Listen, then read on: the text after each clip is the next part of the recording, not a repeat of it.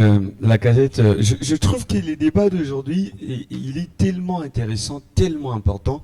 Je crois que ceux qui nous suivent bénéficient de beaucoup de choses. Je commençais avec Toms, ce qu'il a dit, je dis déjà que c'est pas mauvais, quand il dit que la journée du 25 décembre au 1er janvier, ce sont 2 jours ordinaires. Tout à fait raison.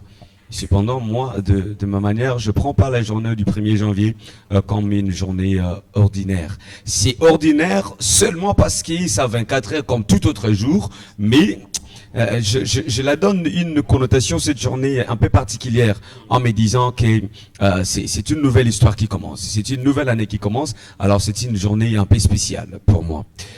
J'ai déjà dit que c'était pas mal de dire que c'était une journée ordinaire.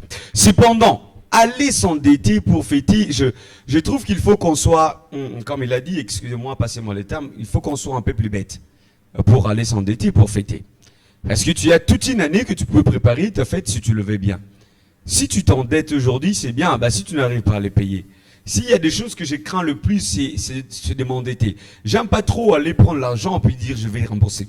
Je le conçois un peu plus mal parce que je ne supporterai pas ça. L'autre fois, quelqu'un me disait, bah, ça, la rama Kelembaté, vous connaissez les mains Kelemba, je lui ai dit, je ne le saurais pas.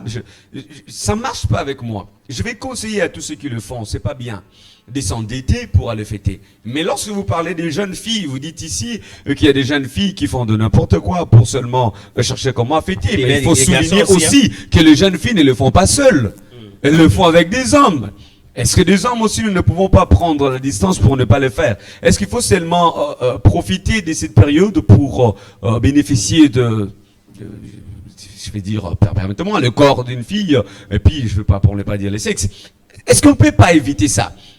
Et donc, je dirais aux hommes, ne prenons pas cette période pour profiter, bon, parce que tu dois acheter cabello, les habits et tout, alors tu dois me donner, donnant, tu me donnes, je te donne, tu donnes pas, je te donne pas. C'est pas bien. Chères jeunes filles, respectez-vous. Respectez-vous. Lorsque nous, on grandissait, on était encore trop petits, on nous disait que le corps, je sais pas moi si la pensée, elle est bonne, hein, mais on nous disait que le corps de la femme est plus sacré que le corps d'un homme. On nous disait que le corps de la femme, il est comment un peu qu'elle est, c'est-à-dire qu'on peut pas l'exposer.